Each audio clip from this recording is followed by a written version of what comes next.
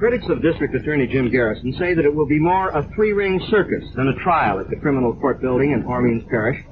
But defenders of Garrison argue that he has a case, and a good one.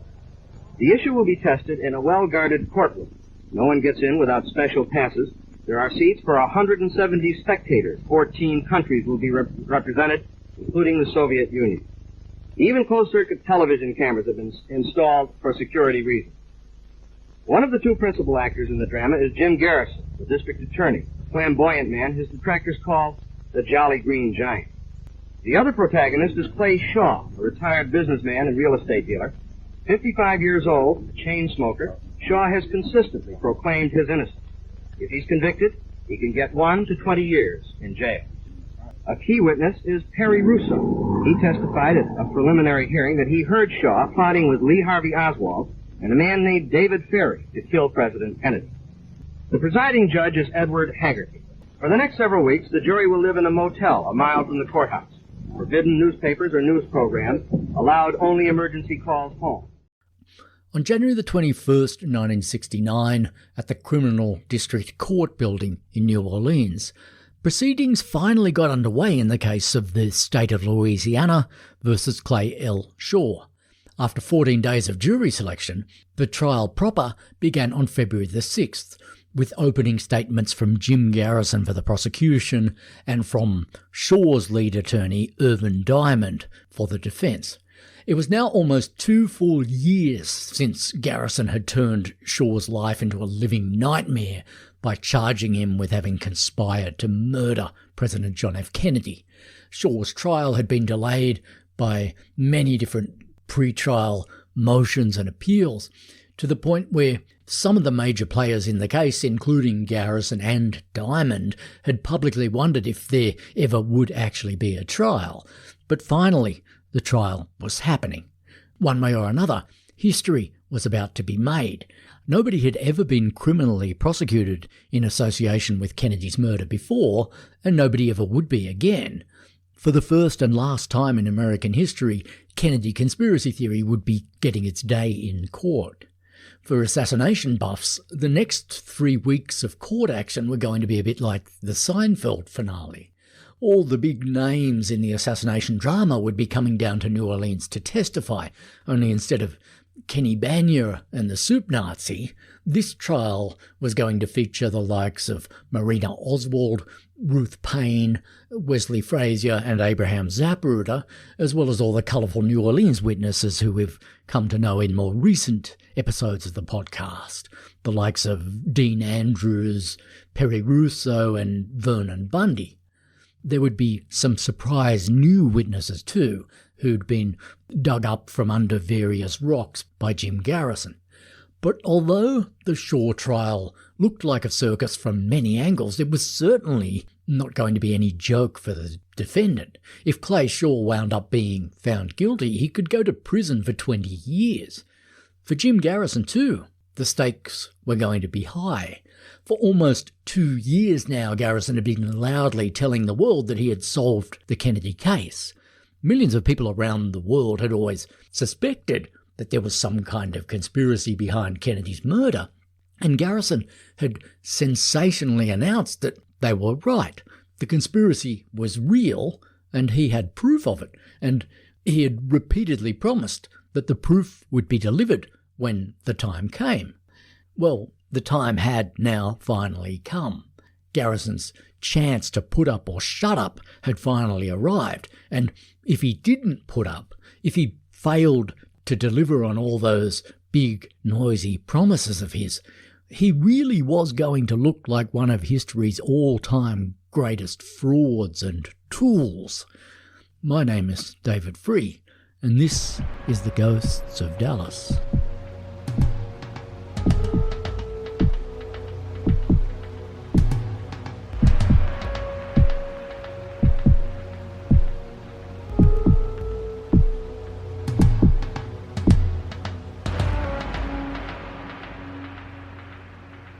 One reason why Clay Shaw's trial had been delayed for so long was that Shaw and his defence team had actually wanted to delay it, at least initially, because Jim Garrison kept saying grossly prejudicial things about the case on TV and in the newspapers.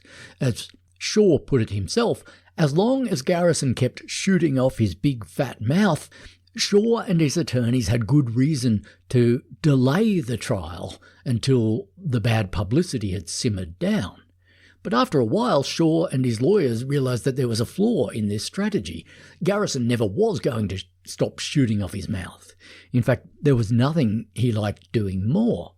And all the time he was doing this, Shaw's legal bills kept adding up, and he was fast going broke. Before the trial was done, Shaw would end up burning through all his life savings. The case would end up costing him around $200,000. So even if he avoided going to prison after the verdict, he was certainly going to end up financially ruined, and he was going to have to come out of retirement to pay his bills. One reason the trial cost Shaw so much money was that there was no law of discovery in Louisiana. The prosecution was not under any legal obligation to disclose to the defence any of the evidence that it would be using at the trial, or to name any of the witnesses that it would be putting on the stand. This meant that Shaw and his lawyers had to scramble to cover every single possibility. Every time Garrison called a new press conference to talk vaguely about his latest breakthrough in the case, Shaw's lawyers, at great expense, had to chase down each of these new Garrison brainwaves to find out what the hell he was talking about. You'd think that Shaw's attorneys would have had a distinct advantage over Garrison because his case was false and theirs was true. They were defending an innocent man who had had absolutely nothing to do with Kennedy's murder. But in fact, Shaw's complete innocence ended up putting him and his attorneys on the back foot.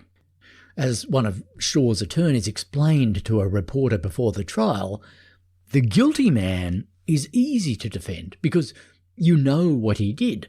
We will not know what Clay supposedly did until we hear the witnesses.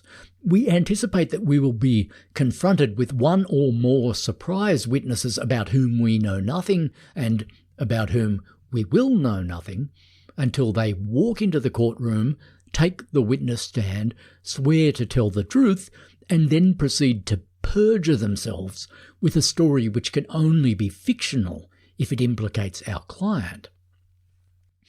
This problem was made worse by the fact that Shaw's opponent, Jim Garrison, had an almost endlessly vivid imagination and no sense of ethics or decency whatsoever. With an opponent like that, there was simply no telling what kind of fantastic new allegations would be made at the trial.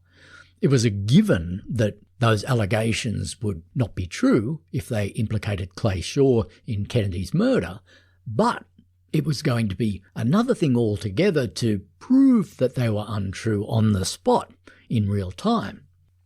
Whether Jim Garrison himself was in any great rush for the trial to start was an interesting question.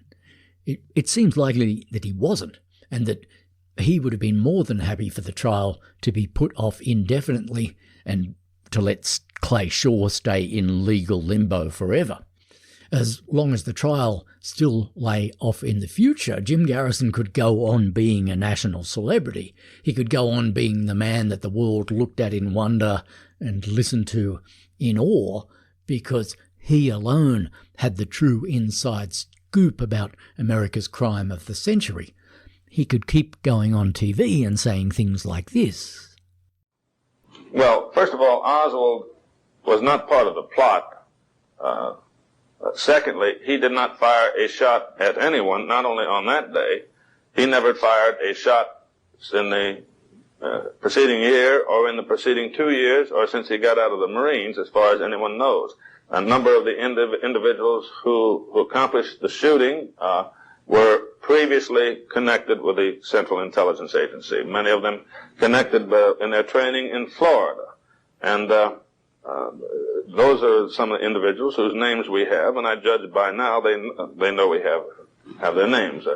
The thing which seemed to have bothered the United States and caused a major world power to participate in such a lowly fraud, such an indescribably low fraud, was the fear that the reputation of the United States or the Central Intelligence Agency would somehow be damaged when it came out that former CIA employees were involved in the assassination and that individuals with control over Oswald, CIA employees, were involved, and that Oswald was working for the CIA. So the United States government participated in one of the greatest lies in history in order to save its face. Garrison clearly loved being able to go on TV and say things like that.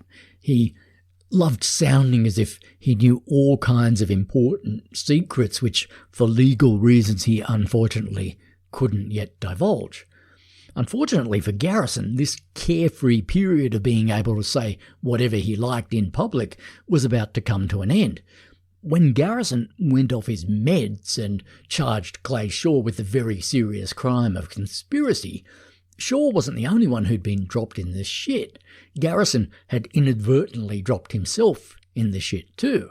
From the moment he made that drastic move, it was only a matter of time before he would have to litigate the case for real in front of a judge instead of Johnny Carson.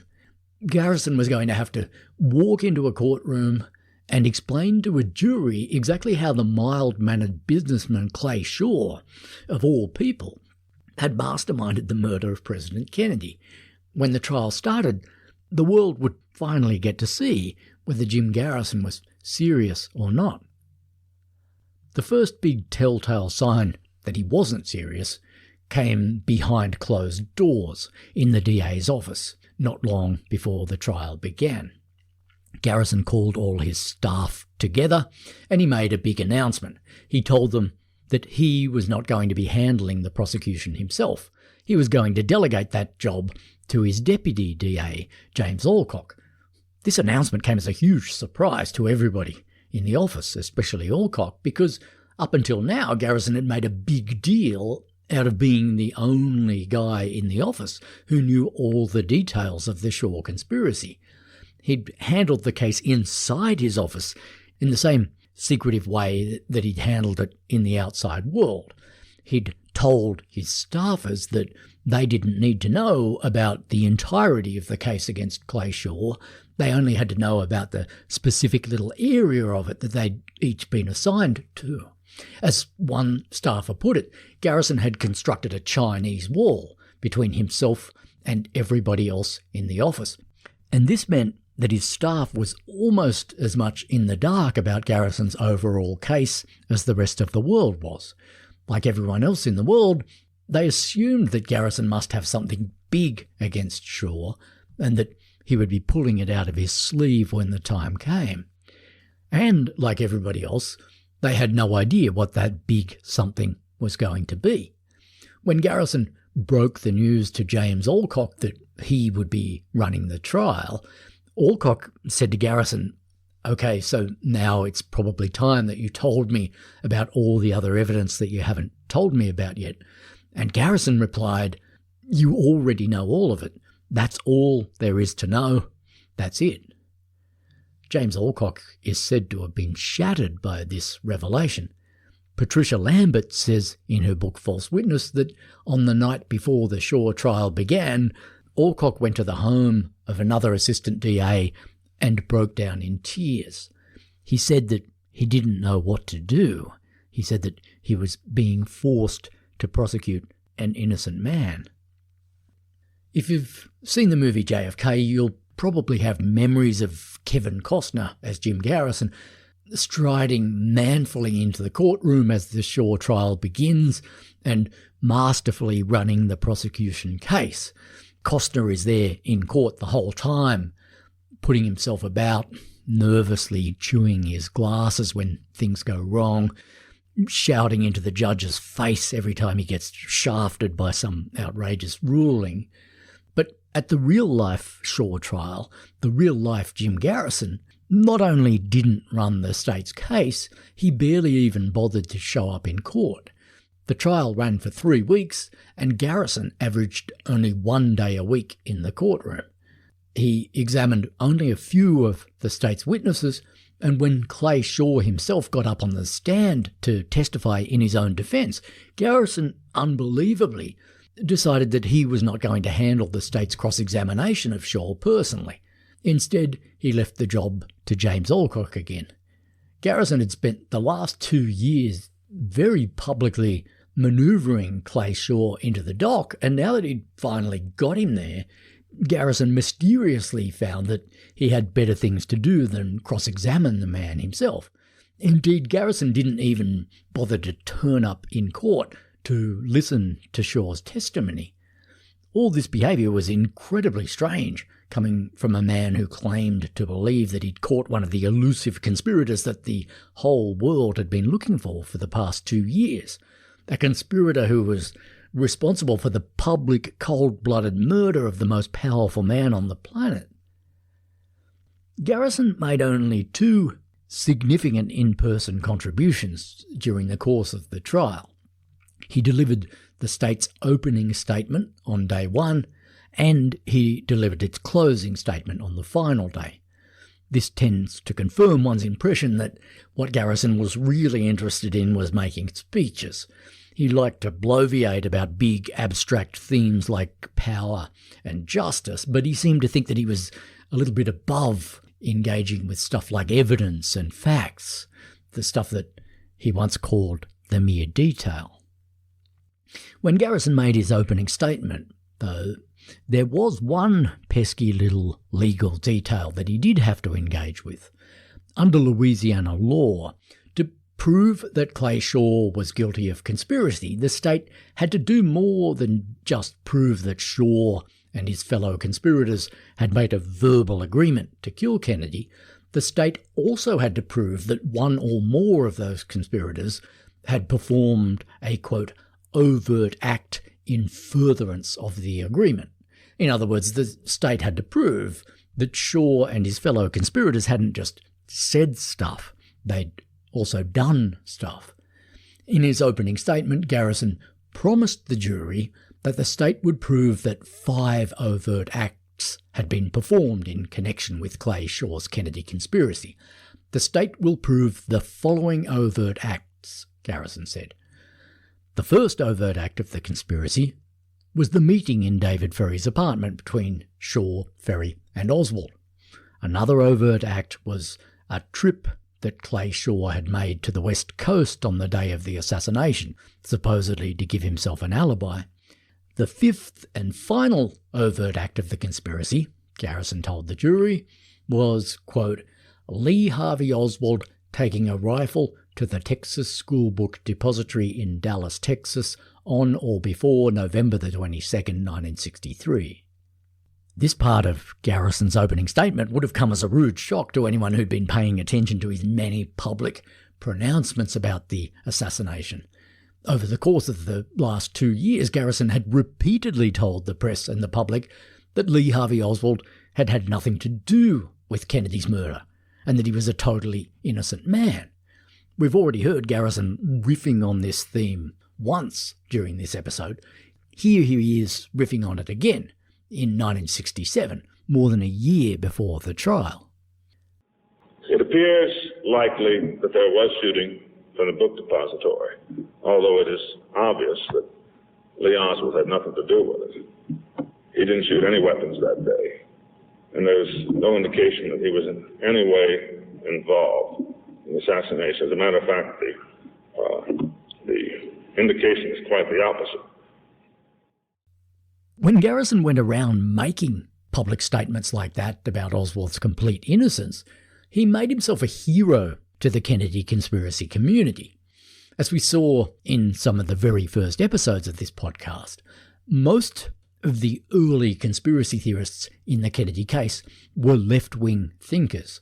Some of them, like Sylvia Meagher and Harold Weisberg, had even been harassed for their left-wing views during the Red Scares. When Kennedy was shot, people like Meagher and Weisberg instantly embraced the idea of conspiracy because they refused to believe that a self-identified Marxist like Oswald could have had any possible reason to murder a liberal president like Kennedy. their instincts told them that Kennedy had been murdered by right-wingers, and that the left-wing Oswald was the victim of a vast right-wing conspiracy. It was like the Red Scares all over again. Oswald had been framed, and the framing of Oswald was more than just the framing of one man. It was a framing of the American left in general. It's important to note that left-wing conspiracy theorists of this kind didn't just believe in conspiracy for the sake of believing in conspiracy. They didn't just believe in any old conspiracy. They believed in a very particular kind of conspiracy, a conspiracy in which Oswald had been completely uninvolved, except in his capacity as a completely innocent fall guy. For these people, there was no mileage in believing in any kind of smaller scale conspiracy involving a guilty Oswald and a couple of accomplices, because if Oswald had consciously participated in any kind of conspiracy, it would have been a conspiracy of left-wingers. And for the American left, the idea that Kennedy had been murdered by a conspiracy of left-wingers was even less acceptable than the idea that he'd been murdered by a lone left-winger. For these left-leaning conspiracy theorists, the idea of Oswald's innocence was like a kind of religious fetish. It was an article of faith. And when Jim Garrison came along and started saying in public that Oswald was indeed innocent, and when he kind of implied that he would be producing evidence to prove that in court, Garrison was tapping into a belief that had energized Kennedy conspiracy theory from the very beginning. And some people in the movement were very excited and started treating him like he was a kind of messiah. But there were smarter members of the Kennedy conspiracy community who immediately understood that Garrison was speaking with a forked tongue on the Oswald issue. As we saw in the previous episode of the podcast, Sylvia Meagher was the first prominent conspiracy theorist who publicly broke with Jim Garrison, and the thing she broke with him about was the issue of Oswald's innocence. Some of her friends, like Harold Weisberg, tried to assure Meagher that she had nothing to worry about. They told her that Garrison believed that Oswald was innocent too, just like they did. But Sylvia Meagher was smart enough to see that this was bullshit. No matter what Garrison said about Oswald in public, his case against Clay Shaw was clearly premised on the assumption that Oswald was guilty. From the moment this became clear to Meagher, she decided that she was not going to have a bar of what Jim Garrison was doing. As she wrote to one of her friends, "I will not be a party to incriminating Oswald in the assassination on the lies and fabrications of the Warren Commission or on the lies and fabrications of Garrison, and I intend to speak out against both of them and against their supporters and collaborators." In retrospect, it's hard to see why Sylvia Meagher had such a hard time making her friends see that Garrison's case against Clay Shaw simply didn't make sense without the assumption of a guilty Oswald. It was a glaringly obvious fact.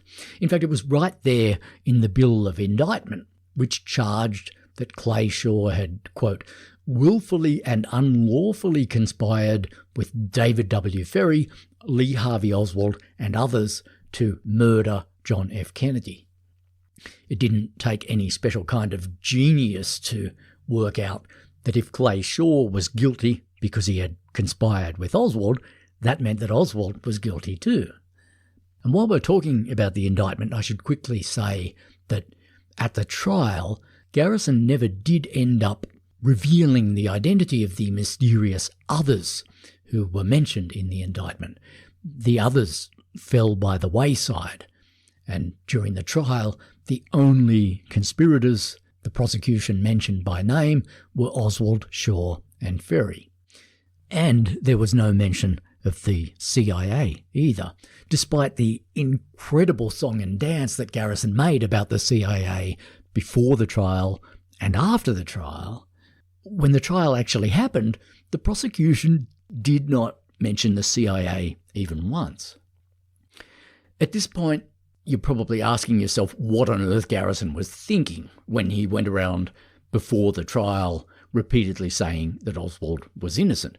what did he have to gain from doing that, given that he had named Oswald as a conspirator in the indictment, and given that he intended to name him as a conspirator during the trial?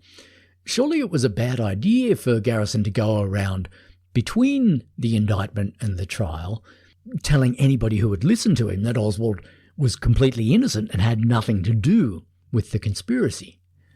The question of why Garrison did this cries out for an answer, but as usual with Garrison, it's not all that easy to say for sure what the answer was.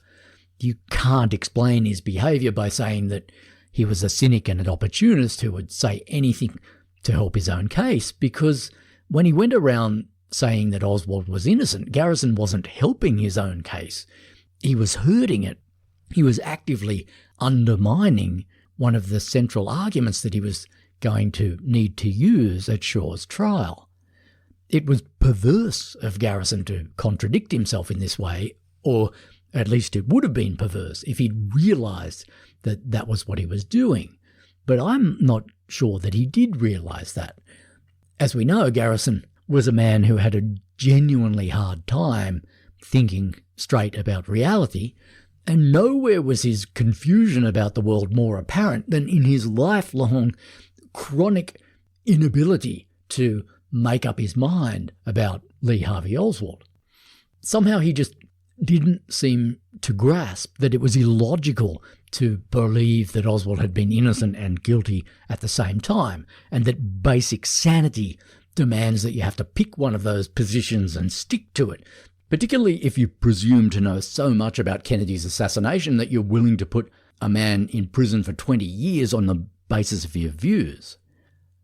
Garrison's position on Oswald wasn't just incoherent and inconsistent and illogical. It was also, as I've said, downright self-defeating. Garrison didn't seem to get this, but there were smarter people in his office who did. After Garrison made one of his many public statements about Oswald's innocence, James Alcock privately said to one of his colleagues that Garrison had just, quote, pulled our overt act out from underneath us. When Garrison made his opening statement at the trial, though, he made an effort to put the rug of Oswald's guilt back under his own feet. He told the jury that Oswald had carried a rifle into the book depository on the morning of the assassination, and that this act was performed as part of the plan that he had concocted with Clay Shaw and David Ferry at Ferry's apartment. Garrison told the jury, quote, "The plan brought forth was that the president would be killed with a triangulation of crossfire with at least 2 gunmen, but preferably 3, shooting at the same time. The evidence will show that President Kennedy was struck in the front as well as the back, and that the final shot which struck him came from in front of him, knocking him backwards in the car." Once again, Garrison went on, "Since Lee Oswald was in the book depository behind the president, this will show that a number of men were shooting and that he was therefore killed as the result of a conspiracy." So, according to Garrison's opening statement, Oswald did a lot more than just carry a rifle into the building that day. He was one of the, quote, number of men who had shot at Kennedy, and one of the shots fired by Oswald was one of the shots that hit him. Garrison was sailing dangerously close to the wind of reality when he said that. The one belief that unites all Kennedy conspiracy theorists is that there's somehow something problematic or not quite straightforward about Oswald's guilt, as if his guilt has somehow never been proved, or as if it somehow isn't enough in itself to explain the crime. But when you look at the evidence, you find that this is, of course, an absolute fantasy. Oswald was as guilty as sin. And here was Jim Garrison, of all people, finally seeming to accept the evidence on that point. He was starting to sound dangerously conventional. He was agreeing with a central claim of the dreaded official story, as told by the evil Warren Commission. And if you agree with the evidence against Oswald to that extent, it's hard to see why you shouldn't go all the way and accept all the evidence against him. But whenever Jim Garrison veered too close to a reality that he didn't like, he was always able to invent a little hack or patch to get himself out of trouble. This is the beauty of making things up as you go along. When reality starts breathing down your neck too heavily, you can simply invent an imaginary bridge that will take you back into the world of fantasy. You may remember that in the previous episode of the podcast, I quoted an apparently mysterious public statement that Garrison made once about Oswald. He said that Oswald had been, quote, a participant, decoy, and patsy. I said at the time that this sounded like a strange claim because how on earth can somebody be both a participant and a patsy at the same time? But when Garrison made his opening statement at the trial, he finally explained how this claim of his made sense, or at least made sense inside his head.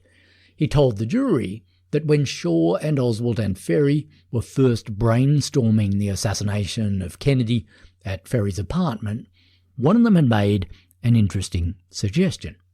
To quote Garrison, one of the gunmen, it was indicated, might have to be sacrificed as a scapegoat or patsy to allow the other participants time to make their escape. No one indicated to Oswald at the meeting that he was going to be the scapegoat or patsy, and there was no indication of any awareness on his part of such an eventuality. So in the world of Garrison's imagination, that's how Oswald had ended up taking the fall for Kennedy's murder. He'd started off being one of the three chief architects of that murder, and he'd agreed at the initial planning session that it would be an excellent idea to pin the crime on a scapegoat or patsy, but unfortunately he'd forgotten to say, by the way, I bags not being that patsy myself. So Shaw and Ferry had subsequently decided to double-cross Oswald and pin the crime on him, even though he'd participated in the planning of the crime from day one and could quite easily have spilled his guts about the whole conspiracy as soon as he realised that Shaw and Ferry had fucked him. It would have been far more orthodox for them to pick a scapegoat or patsy who knew less about the crime, or preferably even nothing about it. For example, they could have pinned it on one of the nameless gunmen who Garrison believed had shot Kennedy from the grassy knoll. When you think about it, it does sort of defeat the purpose of pinning a crime on a patsy if you pin it on a patsy who actually did commit the crime and indeed helped to mastermind it. To put it another way, Jim Garrison had invented a concept that was previously unknown to man, the concept of the guilty patsy. Again, it's hard to know exactly what was going on in Garrison's head when he did this, but my guess is that he knew that it was very trendy to believe that Oswald was just a patsy, and he wanted to give people the impression that he was on board with that idea. And perhaps at some level he believed that he really was on board with it because, as we know, Garrison was not all that big on the importance of logical consistency. There was always a tension in Garrison between Garrison the DA and Garrison the conspiratorial dreamer. One part of him wanted to live in a world of pure conspiratorial fantasy, and the other part of him had to meet reality halfway and produce evidence for those fantasies in a court of law. In the world of pure fantasy, Oswald was innocent and Shaw was guilty. In the world of reality, it was the other way around. Shaw was innocent and Oswald was guilty. At the Shaw trial, Jim Garrison split the difference. To prove Shaw's imaginary guilt, Garrison ditched his imaginary belief in Oswald's innocence and suddenly decided to acknowledge the huge body of very real evidence that proved Oswald's guilt. In the indictment and in court, Garrison piggybacked on the real evidence. He charged that Shaw was guilty because he'd been seen rubbing shoulders with Oswald, who was the man who obviously had shot the president. When Garrison acknowledged Oswald's guilt, he was putting one foot into the world of documented fact, the world of what had actually happened. But he kept his other foot planted in the world of pure conspiratorial fantasy. And in that world, Shaw was a conspirator and Oswald was a patsy. The concept of the guilty patsy encapsulated Garrison's one foot in each world approach. It was like a double adapter that connected those two worlds. On one side, Garrison could plug in all the solid and real evidence which showed that Oswald was guilty, and the other cord in the adapter led off to a world that existed only in Garrison's head, a world in which Oswald met with Clay Shaw and David Ferry at Ferry's apartment to plan Kennedy's murder. Since Garrison had simply imagined that meeting, he was perfectly free to imagine a second follow-up meeting between just Shaw and Ferry, where they agreed that Oswald was going to be the patsy. Ever since the first episode of this podcast, I've tried to hammer the fairly obvious point that any sane discussion about who killed Kennedy has to begin with Oswald. Personally, I think that the conversation ends with Oswald as well, but I'm well aware that there are a lot of people who disagree with me on that point, and I think it's always possible to have a sensible, evidence-based discussion about the case with anybody who can give you a straight answer to a simple question. Did Oswald fire all the shots, some of the shots, or none of the shots? It's the most basic question in the case. One of those three things must have happened that day, and only one of them. It's either A, B, or C. I think the answer is A, Oswald fired all the shots, but B and C are at least coherent positions which can be defended more or less rationally.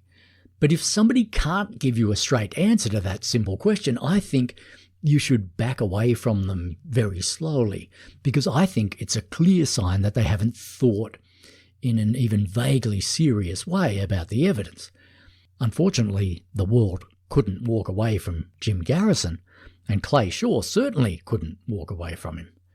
But the fact is that even though Garrison liked to portray himself as the world's greatest single authority on the assassination, he simply never managed to make up his mind about the most basic question in the whole case. Before the trial, he said that Oswald had fired none of the shots. At the trial, he said that Oswald had fired some of the shots. And then after the trial, he went back to saying that Oswald had fired none of the shots. If Garrison didn't even have a firm and consistent view about this basic entry-level question, then what on earth was he doing wasting his own time and everybody else's, carrying on as if he was the only person in the world who knew the hidden truth about the assassination? To prove my point that Garrison was most at home in the world of pure fantasy and only entered the world of reality when he absolutely had to, it's worth jumping ahead for a moment to the year 1988, when Garrison published his book On the Trail of the Assassins. In 1988, the Shaw trial was a distant memory, and Garrison was long past the point where he needed to worry about whether his claims about the Kennedy case would even vaguely stand up in court. In his book, Garrison celebrated that freedom by taking a final position on Oswald that was just completely and bizarrely at odds with reality. In the book, Garrison doesn't just claim that Oswald was thoroughly innocent. He claims that he, Garrison, worked out that Oswald was innocent before the trial and argued that he was innocent at the trial. This was jaw-droppingly untrue, and Garrison was spitting in the face of the historical record when he said it. And yet, as always, he managed to sound serenely sure of himself as he talked a blue streak of bollocks. Here's what he said in the book, quote, "After going over the government's own evidence, I realised that my earlier conclusion that Oswald had not been the lone killer of President Kennedy was not entirely correct. Clearly there had been others involved in the shooting, but the truth was that Lee Harvey Oswald himself had not shot John Kennedy at all, nor had he even attempted to shoot John Kennedy. It seemed inescapable to me as a professional prosecutor that the man damned by the world as the criminal of the century was innocent. only the truly innocent have to be as thoroughly set up as Lee Oswald obviously had been. In the Shaw trial to come, I knew that if I could convince a jury that Oswald was incapable of murdering John Kennedy or J.D. Tippit, this would improve our chances for a conviction immensely. It would immediately force the jury to consider the possibility of a conspiracy as a realistic alternative to the Warren Commission scenario." End quote. This is beyond being just untrue. It's so clearly and provably untrue that it's downright creepy that Garrison was prepared to say it publicly in a book that was supposed to be a work of non-fiction. Patricia Lambert, in her book False Witness, says that she had a kind of epiphany about Garrison when she read this passage in his book. She says that she realised that, quote, "Nothing he wrote can be trusted, not even A and the. He treated all events, however verifiable, as mutable and subject to his revision. When I realised that, I was astonished, first by the fact of it, then the audacity. I found it baffling and scary. Baffling that Garrison imagined he could get away with it. Scary that, so far, he has succeeded spectacularly." The key observation from Lambert in that passage is that Garrison was ready to rewrite the facts of history, even when those facts could very easily be checked and verified. Garrison's claim that he had tried to convince the Shaw jury that Oswald was innocent is very easy to fact-check, and when you do fact-check it, you find that it's 100% false. And if this is how cavalier Garrison could be when he was dealing with facts that could easily be checked up on, you can only imagine how cavalier he was when he was making claims that were harder to fact-check or not possible to fact-check at all. The same point applies across the board to all conspiratorial writers and thinkers. I've spent many years now reading the literature of the Kennedy conspiracists, and one of the depressing things that you find after reading these people for a while is that everything they say, literally everything, has to be double-checked, because when you do double-check it, it always turns out to be off the mark in some way. Sometimes it's blatantly off the mark. Sometimes it's off the mark in very subtle ways that take quite a long time to explain. Conspiracy theorists have a chronic inability to present evidence clearly and fairly and accurately. Most of them aren't being consciously deceptive when they do this. They just don't have a proper respect for the weight of evidence. For the worst of the conspiracy theorists, though, the people like Jim Garrison, reality is just an infinitely malleable plaything, like a piece of Play-Doh, which they can reshape at will to conform with their fantasies.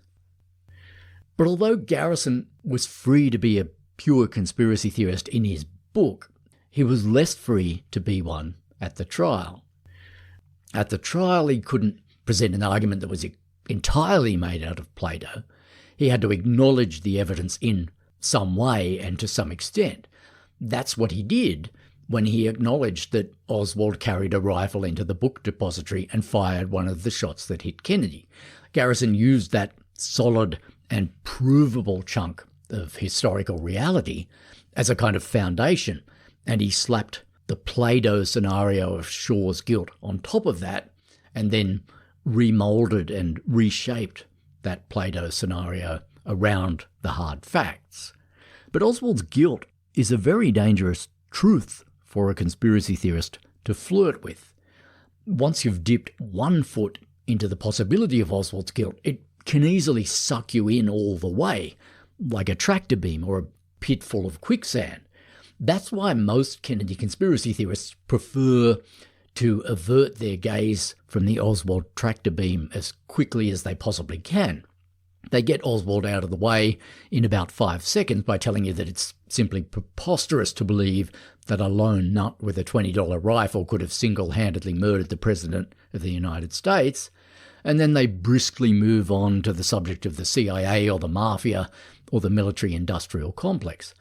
But Garrison had dipped his toe into the quicksand by admitting that Oswald did carry a rifle into the Texas schoolbook depository on the morning of the assassination and used that rifle to fire one of the shots that hit Kennedy.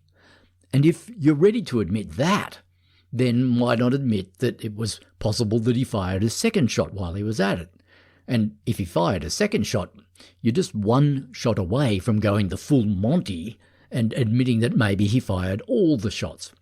As soon as you acknowledge that Oswald was in the picture to some extent, you put yourself on a slippery slope and you realise very quickly that you don't need the superfluous idea of conspiracy. You don't need to give Oswald any Play-Doh accomplices or sidekicks.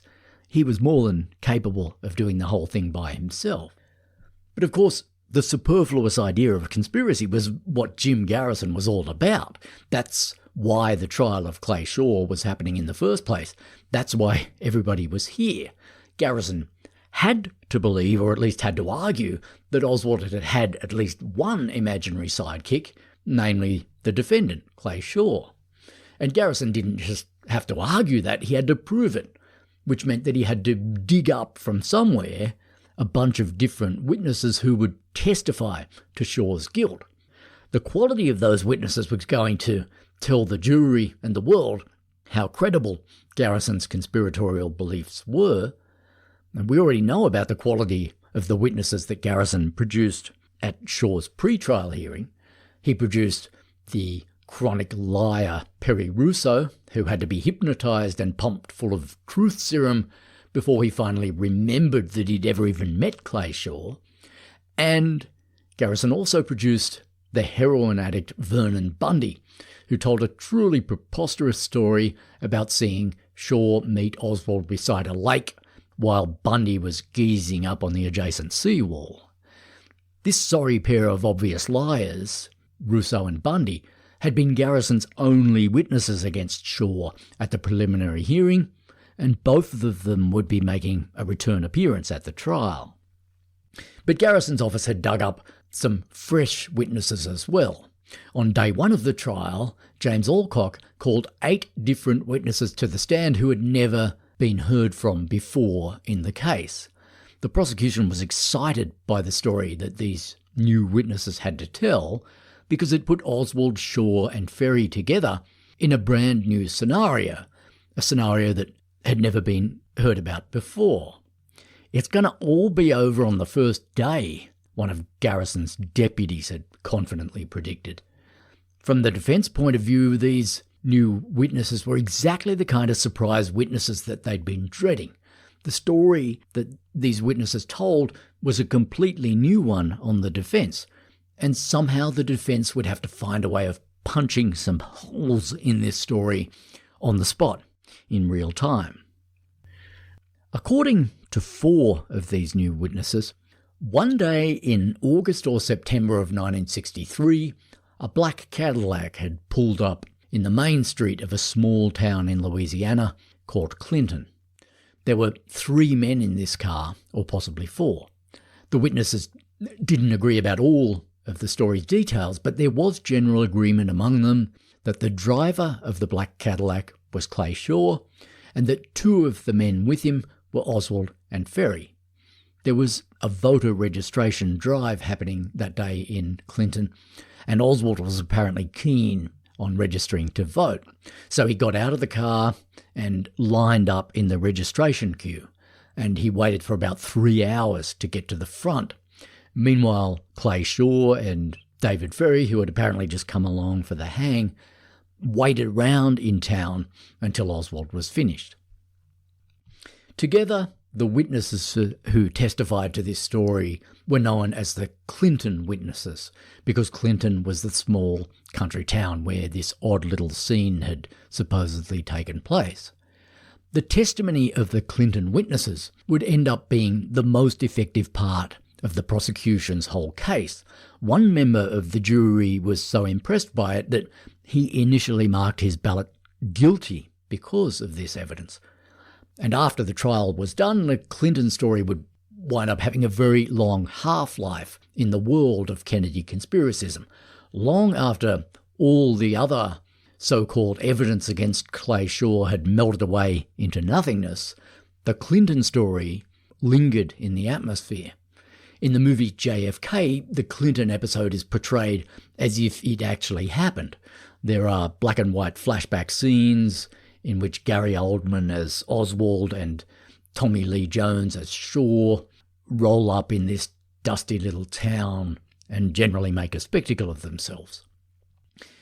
It wasn't until the year 2000, more than 30 years after the Shaw trial, that the Clinton story was finally and conclusively debunked. The story of how it was debunked is very interesting, but it's also quite long and involved, and I'm going to leave that story aside for the moment and go on telling the story of the trial. One of the challenges that face you when you're dealing with the Kennedy murder is that conspiracy theory always wants to stop you from moving forward. It always wants to drag you sideways into the weeds so that you can spend the rest of your life inspecting each individual weed to see if it really is a weed or if it actually might hold the key to the whole thing. We'll come back to this particular weed later on, but for the moment I want to stay on the fairway and keep heading towards the green. I don't want to talk too much about an incident that didn't happen until I've finished telling the story of what did happen. For the moment, the main thing we need to know about the Clinton episode is that although it later turned out not to have happened at all, the story that the Clinton witnesses told at the trial was quite compelling, and it made an impression on the jury, and Shaw's lawyers were unable to put any dents in that story on the spot. They knew that the Clinton witnesses had to be wrong in some fundamental way, but in the heat of battle, they just couldn't work out how to prove that. Not all of the state's witnesses were as compelling as the Clinton witnesses, though. The standard certainly dropped when Perry Russo got on the stand. In a way, it was amazing that Garrison's office was still prepared to use Russo as a witness. He'd been Garrison's original star witness against Shaw, and for a long time he'd been his only witness, but the shine had gone off Perry Russo a long time ago. The story that he told at Shaw's preliminary hearing, the story of how he'd seen Shaw, Oswald and Ferry plotting Kennedy's murder in Ferry's apartment, that story had been torpedoed from many different angles since then. In May 1967, the journalist James Phelan had discovered that when Russo was first interviewed by Garrison's office, he said nothing about Oswald or about any meeting in Ferry's apartment. He said that he'd never met Clay Shaw and had only ever seen him twice from a distance. Only when Russo was hypnotised and asked some grossly leading questions by the hypnotist did he suddenly recall the scene that he had supposedly witnessed at Ferry's apartment. About a month after James Phelan published those revelations, Russo himself admitted to a reporter from NBC that his testimony at the preliminary hearing had been, quote, a combination of truth, fantasy and lies. He also told the reporter that he was afraid to change his story and tell the truth because he knew that Garrison would charge him with perjury if he did that. Russo's exact quote to the NBC reporter was, "The hell with truth, the hell with justice. You're asking me to sacrifice myself for Clay Shaw, and I won't do it." After all of that, Garrison should have been ashamed to put Perry Russo back on the stand at Clay Shaw's trial, but of course he did, because he was so hard up for witnesses that he had to. This time around, Russo told a noticeably watered-down version of his original story. He seemed to be soft-peddling his allegations against Clay Shaw now, almost as if he was trying to undo the damage that he'd done to him in the past. He still maintained that one night in Ferry's apartment he'd heard Shaw, Oswald and Ferry discussing the murder of the president, but he didn't seem all that sure now that what he'd seen qualified as a real conspiracy. "I don't call them conspirators," he testified. "I have never used that word." On cross-examination, Russo admitted that the conversation that he'd supposedly witnessed might not really have been all that serious. It was possible, he said, that the three men were, quote, just shooting the bull. He also admitted that he never actually heard either Oswald or Shaw agree to kill the president. All that he'd heard was David Ferry saying, "We will kill him," which was something that Ferry had often said in the past. Of course, these apparent concessions of Perry Russo's were still lies. He was still talking about a meeting that had never really happened, so it was kind of a moot point whether the men at this imaginary meeting were serious or just shooting the bull. Perry Russo was the one who was shooting the bull. Even so, it was telling that he had suddenly decided to water down his bullshit story about Clay Shaw now that Shaw was standing trial. Garrison's other star witness from the preliminary hearing, the heroin addict Vernon Bundy, also made a return appearance at the trial. He told the same story that he'd told the first time, which was that one fine day in 1963, he had decided to head out to the sea wall at Lake Pontchartrain so that he could kick back in the open air for a bit of al fresco heroin injecting. As Bundy cooked up his fix on the sea wall, he witnessed a meeting between two men who he identified as Oswald and Shaw. He saw Shaw give Oswald a roll of money, and when Oswald put the money in his pocket, a pamphlet fluttered out of his pocket and fell on the ground, and there was something written on the pamphlet like, "Hands off Cuba." Bundy knew what was written on the pamphlet because after Shaw and Oswald had gone away, he went over, picked the pamphlet up, and used it to wrap up his heroin rig in. When Bundy had told this preposterous story the first time at the preliminary hearing, Clay Shaw wrote in his diary that Garrison's decision to put Bundy on the stand seemed to be, quote, almost a contemptuous gesture toward the judges. This time round, the contemptuous gesture was being made toward the jury.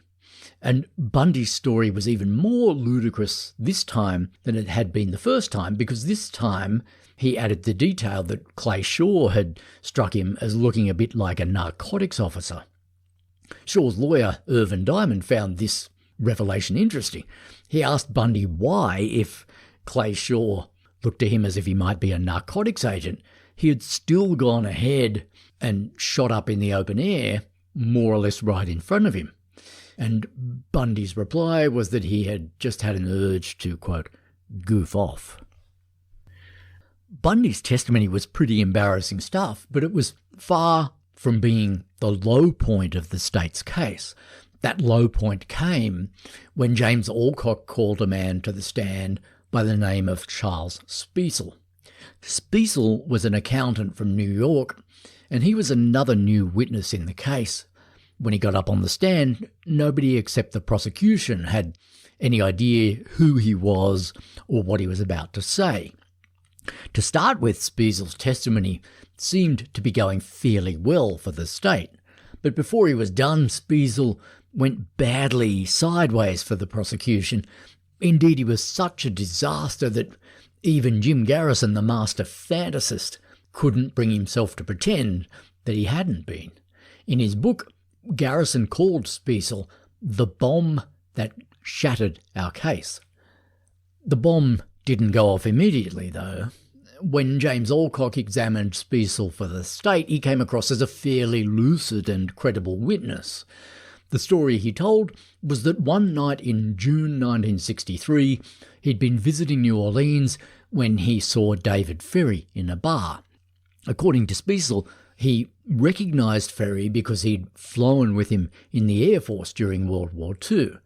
This was the first fishy thing about Speisel's story because David Ferry had never served in the Air Force. But in any case, Speisel said that he had, and that he and Ferry had hung around in the bar for a while, catching up, before Ferry then took him on to a party in an apartment somewhere in the French Quarter. The host of this party was none other than Clay Shaw. Speisel testified that when he and Ferry arrived at Shaw's party, 10 or 11 other men were already present there, and that at a certain point in the evening, the men all started talking about how much they disliked President Kennedy. "Someone ought to kill the son of a bee," one of the men said.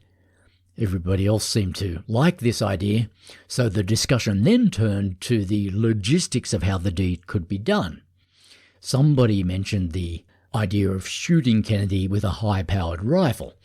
At this point, another guy chimed in. He was a scruffy-looking guy who for some reason had a splint on his finger. This guy said that as soon as the splint was off his finger, he would be more than happy to act as the gunman. The discussion then turned to the question of how the scruffy-looking gunman could get away after he'd done the deed, at which point Clay Shaw suggested that David Ferry could perhaps use his light plane as a getaway vehicle. As Speisel unfolded this story on the stand, Shaw's lawyers had their usual problem. They knew that the story couldn't possibly be true, but it wasn't clear to them how they could punch any holes through it on the spot. But as Speisel was testifying, a court deputy came over to the defence table and he had a message for one of Shaw's attorneys, a guy named Sal Panzeca. Apparently Panzeca's next-door neighbour had telephoned the courthouse trying to get in touch with him. Panzeca's first reaction was to blow the call off because Speisel's testimony was important and he didn't want to miss any of it. But the court deputy kept coming back over to the table, telling Panzeca that his neighbour had called back. So finally Panzeca left the courtroom to go and take the call. It was a good thing that he did, because it turned out that Panzeca's neighbour had some crucial information to offer about Charles Speisel. The neighbour happened to know Speisel because he'd worked with him at an accountancy firm, and he'd heard on the radio that Speisel was testifying at the trial, and he thought that Panzeca might like to know that Speisel was well known to be certifiably insane. He was paranoid. He heard voices. In 1964, he had sued the city of New York for $16 million because he believed that the city was actively participating in a vast communist plot to ruin him. Speisel had acted as his own lawyer during that proceeding, which is not always a good sign. His lawsuit alleged that the city of New York had for many years been controlling Speisel's thoughts through hypnosis, with the aim of destroying his business and fucking up his sex life. Speisel believed, among other things, that the city authorities had abducted his real parents and had replaced them with a couple of well-disguised imposters. As for his story about Clay Shaw, it turned out that Charles Speisel had been shopping this story around for a while. He'd tried to sell it to CBS TV for $2,000, but the network had blown him off. When he had reached out to Jim Garrison's office, though, Speisel discovered that Garrison's standards were a lot lower than CBS's. Garrison liked the sound of Speisel's story, and he immediately sent a couple of his deputies up to New York to interview him. Their interview didn't go all that well, though, because it was clear to them that Speisel was a seriously disturbed man. Among other things, he told Garrison's deputies that he was in the habit of fingerprinting his children each night and in the morning so that he could be sure that the federal government hadn't replaced them with some dead-ringer secret agents during the night. When Garrison's deputies came back to New York, they warned Garrison against putting Speisel on the stand. "He would make a great witness," one of them said, "but he's crazy." Unbelievably, though, Garrison decided that he was going to put Speisel on the stand anyway. He figured that Speisel came across as a fairly normal guy with a family and a steady job. You couldn't tell that Speisel was a nut just by looking at him, and Garrison thought that it was very unlikely that the defence would suddenly decide to ask him when he was on the stand if he was in the habit of fingerprinting his own children.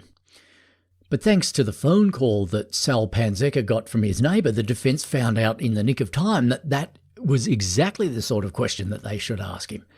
When Irvin Diamond started to cross-examine Speisel, He asked him if it was true that he'd once launched a lawsuit against the city of New York. Spiesel said yes, and happily proceeded to tell Diamond all about the vast New York conspiracy against him. When Diamond asked Spiesel how he'd landed on the figure of $16 million when he was deciding how much to sue the city for, Spiesel replied, well, it's $1 million for each year of the conspiracy.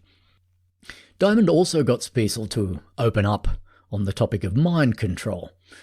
How many different people have hypnotized you? He asked him.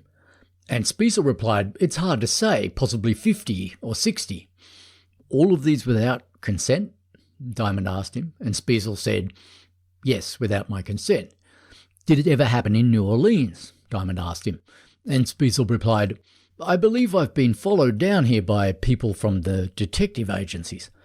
I asked you if you had been hypnotized in New Orleans, Diamond said, and Spiesel replied, from time to time, someone has tried to hypnotize me. Apparently Spiesel's demeanour on the stand was quite cheerful as he said all this, because after all it was all true, according to him. But to everybody else in the room, the implications of Spiesel's testimony were clear. The sky fell in, was how James Alcock put it later. The headline in the next day's New York Times said, surprise witness says he's victim of red plot. Jim Garrison later tried to distance himself from the Spiesel fiasco. He said in his book that it had been James Alcock's decision to put Spiesel on the stand. That was outrageously untrue, though. In fact, Alcock was one of the deputy DAs who had gone to New York to interview Spiesel and who had come back and explicitly warned Garrison against using him. Alcock was the one who'd said to Garrison he would make a great witness, but he's crazy. And it was Garrison who had decided to put him on the stand anyway. In his book, On the Trail of the Assassins, Garrison pretends that Spiesel's mental health issues came as a complete surprise to him when the defence exposed them on the stand. Garrison writes, for one very long moment, while I am sure that my face revealed no concern, I was swept by a feeling of nausea. The way Garrison spins it in his book, he felt nauseated not because his own decision to put Spiesel on the stand had blown up in his face, but because it was suddenly dawning on him that Spiesel was some kind of government agent or plant. The same people who had killed Kennedy had now evidently sabotaged Garrison's case by somehow forcing him to put a deranged witness on the stand. To quote Garrison again, on cross-examination, the Chief Defence Counsel uncannily seemed to know just what questions to ask Spiesel. I realised that the clandestine operation of the opposition was so cynical, so sophisticated, and at the same time so subtle, that destroying an old-fashioned state jury trial was very much like shooting a fish in a barrel with a shotgun.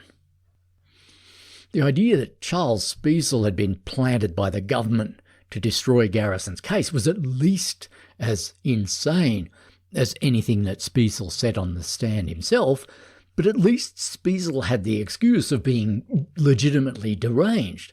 Garrison didn't have that excuse.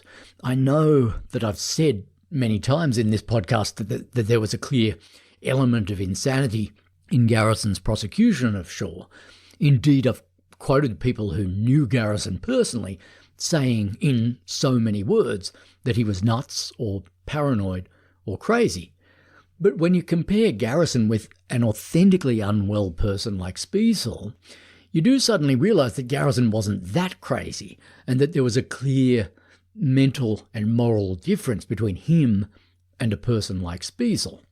When Spiesel got up on the stand and said that he'd seen Shaw and Ferry agree to murder Kennedy and that federal agents had hypnotised him 50 or 60 times against his will, he said these things because he was so disturbed that he really believed them. Spiesel had a serious mental illness, and we have to feel quite sorry for him for that reason. But Garrison, on the other hand, always had at least some element of calculation and cynicism in his choices. He wasn't totally confused about the difference between fact and fiction. He did at some level know the difference between them, and yet he always decided to choose fiction, except on the rare occasions when it suited him better to go with fact. Speisel was so far gone that he didn't know any better, but Garrison was not that far gone. Garrison did know better, and yet he kept doing terrible things anyway. He knew, for example, that Charles Speisel was not sane, and yet he decided to let him testify against Shaw anyway, because he thought it unlikely that the move would blow up in his face. And when it did blow up in his face, he blamed it on the same loyal deputy who he'd forced against his will to prosecute the innocent man. It's not like the Speisel episode was an isolated incident either. Speisel was just the most striking example of a problem that ran through all of Garrison's witnesses. The problem they had in common was that they were all testifying to something that wasn't true, and it was nobody's fault but Jim Garrison's that this was happening. When you set out to prove a bogus story in a courtroom, it's not going to be an accident that all the witnesses you find to support that story are all going to be flawed people in one way or another. There are many different ways of not telling the truth, and Garrison's rogues gallery of witnesses ran the gamut. They came from all different points on the bullshit spectrum. Some of them were honestly mistaken. Some of them were garden variety liars and grifters. There was a drug addict who wanted to get his parole violation reversed. There were witnesses who had been coerced and threatened. And up at the fully delusional end of the spectrum, there was the unfortunate Charles Speisel. Conspiracy theorists in general are like this too. They too come from all points on the spectrum of error. Some of them, in fact I would say most of them, are honestly mistaken. Some of them have been misled by shady operators. Some of them are shady operators themselves. And some of them are, unfortunately, as certifiably mad as poor old Charles Speisel. Another Garrison witness who blew up in the prosecution's face was a New Orleans postman named James Hardiman. Back in 1966, Clay Shaw had left New Orleans to go on a brief vacation, and while he was away, he'd had his mail redirected to the home of a friend. James Hardiman was the postman who had delivered Shaw's redirected mail to the friend's house, and Hardiman testified that during that period he had delivered several redirected letters to the friend's house that were addressed not to Clay Shaw, but to Clem Bertrand. But when Irvin Diamond cross-examined Hardiman, he caught him out with a classic lawyer's trick. He asked him if he also remembered delivering letters to Shaw's friend that were addressed to a man named Cliff Boudreau. Hardiman said yes, he did remember that. Unfortunately for Hardiman, Diamond had just made up the name Cliff Boudreau to trick him. There was, in fact, no such person. Diamond said, "Now, Mr. Hardiman, if I told you that I had just made that name up, would your testimony be the same?" And Hardiman replied, "Maybe you made it up, but I have delivered Boudreau mail there too." James Hardiman's reason for lying on the stand for Garrison was fairly straightforward. 9 months earlier, his son had been arrested for theft in New Orleans. Garrison's office hadn't yet brought charges against Hardiman's son, and naturally Hardiman didn't want them to, and naturally they decided not to after Hardiman had testified at the trial. By the time Hardiman testified, Clay Shaw's trial had been going for a week. The prosecution had spent that first week of the trial focusing on the New Orleans side of the case. They'd done their best to show that Clay Shaw had often hung around with David Ferry and Lee Oswald in New Orleans, and that he'd been in the habit of using the alias Clay or Clem Bertrand. But at the end of the trial's first week, the prosecution case took a sudden pivot. Suddenly their focus shifted from New Orleans to Dallas. More specifically, it shifted to Dealey Plaza and the events that had occurred there at 12:30 in the afternoon on November the 22nd, 1963. Several large props were brought into the courtroom to flag this change of emphasis. including a scale model of Dealey Plaza. Irvin Diamond objected to this move from the prosecution. He said that what had happened in Dealey Plaza was, quote, irrelevant as to what happened here. Diamond feared that he could see what was about to happen. People had long suspected that what Jim Garrison really wanted to do in this case was put the Warren report on trial. And now the prosecution was clearly about to start doing that. It was about to do its best to whip up the jury's general sense of confusion and unease about what had happened in Dealey Plaza, in the hope that the jury would then take out its sense of unease on Clay Shaw. But Irvin Diamond's objection was overruled, and the prosecution was allowed to go ahead and present its Dealey Plaza material. Again, the movie JFK gives you the impression that Garrison himself handled this part of the trial. You probably remember scenes of Kevin Costner gravely talking the jury through the frames of the Zapruder film and masterfully dismantling the single bullet theory. But in real life, the Dallas evidence was presented by two of Garrison's deputies, although Garrison did put in one of his rare personal appearances in the courtroom when the model of Dealey Plaza was brought in. This was only his third appearance in the courtroom to date, and after staying for only around 30 minutes, he again found that he had something more important to do somewhere else. To get the Dallas phase of its case underway, the first witness the state called was Abraham Zapruder. A film projector was brought into the courtroom, and Zapruder's silent 26-second home movie of the assassination was played to the jury 4 times that afternoon. Before the trial was over, the film would end up being shown in court a total of 13 times. It isn't hard to see why Garrison's team wanted the jury to see the Zapruder film as many times as possible, and why Shaw's lawyers kept objecting in vain that the film was irrelevant. In 1969, the Zapruder film was still a rare and fabled piece of evidence. It had never before been shown in public. Still images from it had been published in Life magazine, and bootleg copies of the film had been shown on various university campuses, but otherwise the film had been kept tightly under wraps.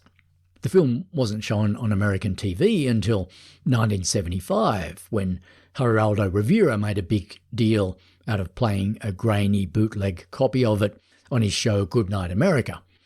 So when the film was shown to the Shaw jury on the afternoon of February the 13th, 1969, they were seeing it for the first ever time in their lives, and its impact on them was bound to be quite visceral. Garrison himself believed that his subpoenaing of the Zapruder film was going to be the central masterstroke of his case. He told one reporter that when the film was shown in court, it might cause a revolution. They might even make me vice president, he said. For Garrison, as for many conspiracy theorists, the most incendiary part of the Zapruder film came at the end, when Kennedy's head and body can clearly be seen to lurch violently backwards after the fatal headshot. Back and to the left, as Kevin Costner puts it in JFK. To a layperson, the backwards snap of Kennedy's body does certainly make it look as if he was shot from in front, from the area of the grassy knoll. As I explained back in episode 9, though, the famous backwards head snap doesn't really mean what it appears to mean. For one thing, when a body gets hit by a bullet, the body doesn't really go violently flying off in the same direction the bullet is heading in. That's a Hollywood myth. More to the point, the post-mortem examination of Kennedy's body clearly showed that his head had been only struck by one bullet, and that this bullet had come in at the back of his skull and had blown out a gaping exit wound on the side and front of the skull. Many different panels of medical experts have reviewed the autopsy evidence over the years, and every single one of them has confirmed the original verdict. Both the shots that hit Kennedy, including the fatal headshot, came from behind, not from in front.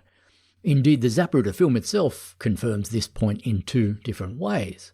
when you watch the film at normal speed, you can see that at the same moment when Kennedy's body starts to snap backwards, a horrible jet of blood and brain matter and bone comes flying out the front of Kennedy's head in a forwards direction.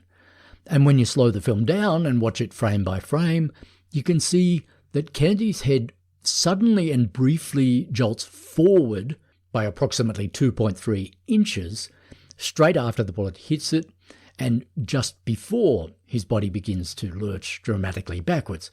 So whatever it was that caused his body to lurch backwards after the headshot, the evidence clearly shows that the lurch was not caused by a shot hitting him from in front.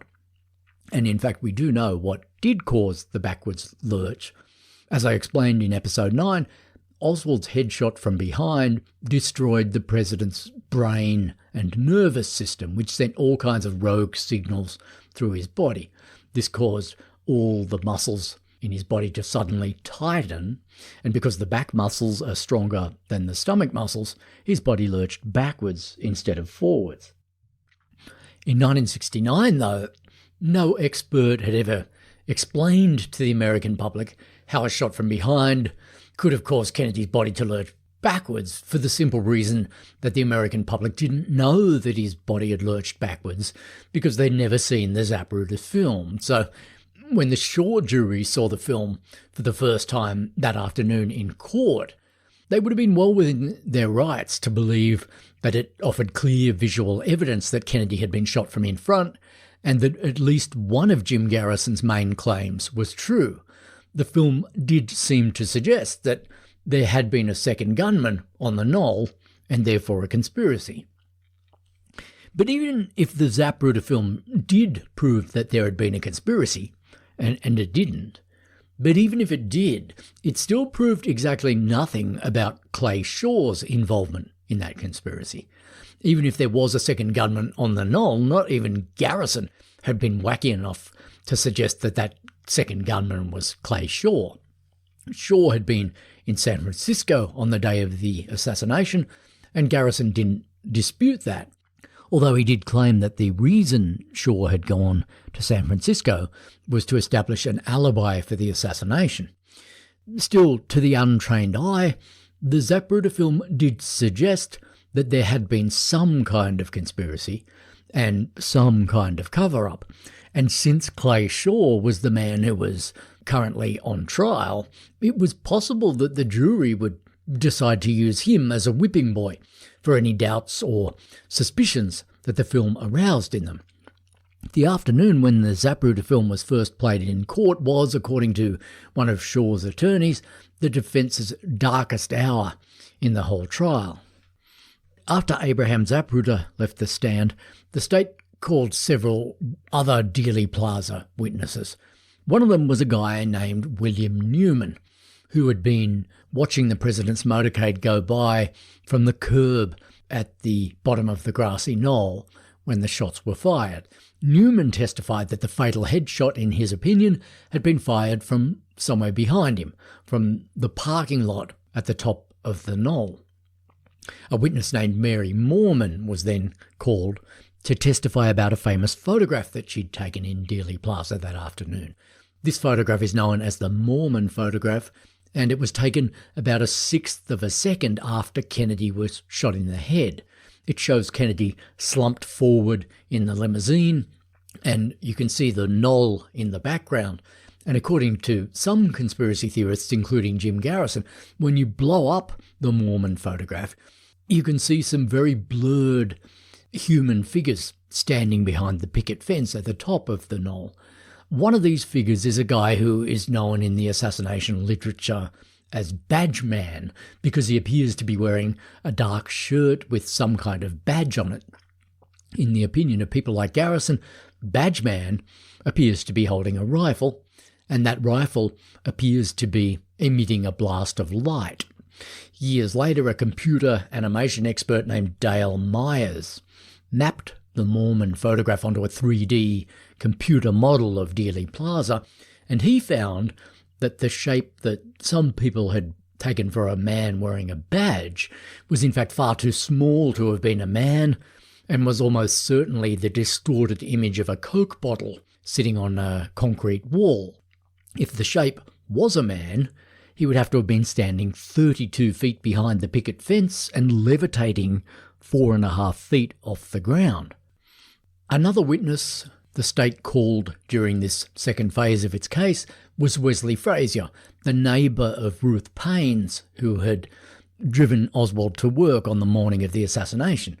When Oswald got in Frazier's car that morning, he was carrying a long, heavy-looking object wrapped in brown paper, and when Frazier asked him what was in the package, Oswald told him that it contained some curtain rods. That was obviously a hilarious lie. Clearly the package had contained Oswald's rifle.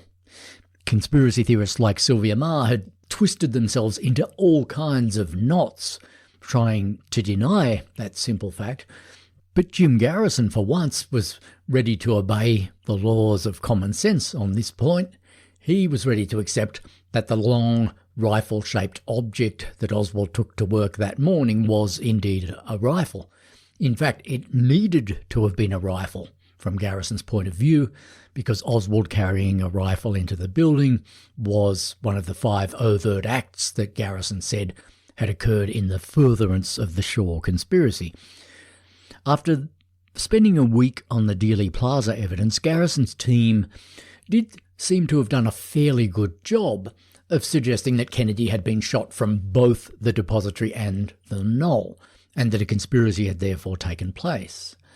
The knoll evidence wasn't nearly as good as it seemed to be, but you can see how a jury might have been impressed by it. But the prosecution still somehow had to weld the two halves of its case together. They had to somehow demonstrate that there was some kind of link between the grassy knoll evidence and Clay Shaw. For a whole week now, the prosecution had barely mentioned Shaw's name at all. So to finish their case off, they did somehow have to circle back to Shaw and remind the jury that he was the man on trial and he was the man that they were supposed to find guilty at the end of it. So when the prosecution was done presenting its Dealey Plaza evidence, it made a final attempt to swing the spotlight back onto Clay Shaw. As their final witness, they called a New Orleans cop named Aloysius J. Habighorst. Or anyway, they tried to call Habighorst. The defence objected, and the judge sent the jury out of the courtroom so that he could decide whether or not to admit Habighorst's testimony. The evidentiary hearing about the Habighorst evidence wound up lasting for a full day. Although the jury was absent from the room, the press and the public were allowed to stay. Witnesses for both sides took to the stand during this mini-hearing, including Aloysius J. Habighorst himself. Habighorst's story was that he had fingerprinted Clay Shaw on the night of his arrest. He claimed to have asked Shaw if he'd ever used any aliases, and Shaw had replied that yes, he had sometimes used the alias Clay Bertrand. So Habighorst had typed the name Clay Bertrand into the alias section on Shaw's fingerprint card, and Shaw had then signed the card. This signed fingerprint card did still exist, and it did have Clay Shaw's real fingerprints on it and his real signature, and the name Clay Bertrand had indeed been typed into the alias section. Clay Shaw didn't deny that the signature on the card was his, but according to him, the card had been blank when he signed it, and Habighorst had told him that he had to sign the card if he wanted to post bail. If that was true, then the obvious implication was that Habighorst, or possibly somebody else, had typed the alias Clay Shaw onto the card after Shaw had signed it. Naturally, Jim Garrison was keen for the jury to see the signed fingerprint card and to call Habighorst as the state's final witness, because if his story was true, it would have been a pretty explosive note for the state's case to end on. The problem with Habighorst's evidence, though, was that Garrison, in typical style, had let Habighorst go on TV and tell his story 6 months before the trial, and this move had violated a court order that forbade Garrison's office from disclosing any of the evidence against Shaw before the trial began. Shortly after Habekost appeared on TV, a leaked photograph of the signed fingerprint card had been published in a New Orleans newspaper, again in violation of the court order. This is why the defence had objected to Habekost appearing as a witness, and it's why the Judge Haggerty, had called the evidentiary hearing to decide the issue. The mini-hearing did not go well for Jim Garrison. 3 other New Orleans cops who'd been present on the night of Shaw's arrest testified that they had not heard Shaw say anything about using any aliases. One of these cops was a sergeant who had been assigned to guard Shaw that night and who had been standing within a few feet of him at all times, including when he was fingerprinted. The sergeant had heard the entire conversation between Habekost and Shaw, and he testified that at no point had Habekost asked Shaw any questions about using an alias. All this was enough for Judge Haggerty, who ruled that he was not going to admit the fingerprint card into evidence. As he delivered this ruling, he said, "So even if Officer Habekost is telling the truth, and I doubt it very seriously," James Alcock interrupted the judge at this point. He leapt to his feet and objected and said, "Are you passing on the credibility of the state's witnesses in front of the press and the world?" And Judge Haggerty replied, "The jury is not hearing it. That is the main thing. The whole world can hear it. I do not believe Officer Habekost. I do not believe him." With that embarrassing statement ringing in the world's ear, the prosecution was done. It didn't have any more witnesses to call.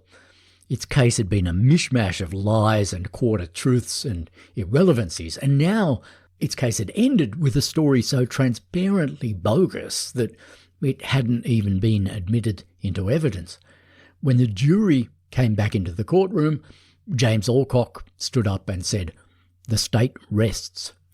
Many observers were apparently stunned when Alcock said this, because even after everything that had gone before, many people were still clinging to the belief that Jim Garrison had something on Shaw, and that at the climactic moment of the trial, he would pull the ace from his sleeve or the rabbit from his hat.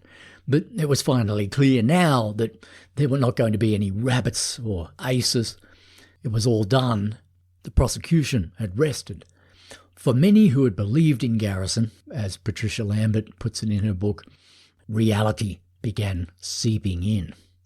But there was a lot more reality still to come. The defence hadn't presented its case yet, and we'll be talking about the defence's case next time in what really will be our final episode about the Garrison case on the Ghosts of Dallas.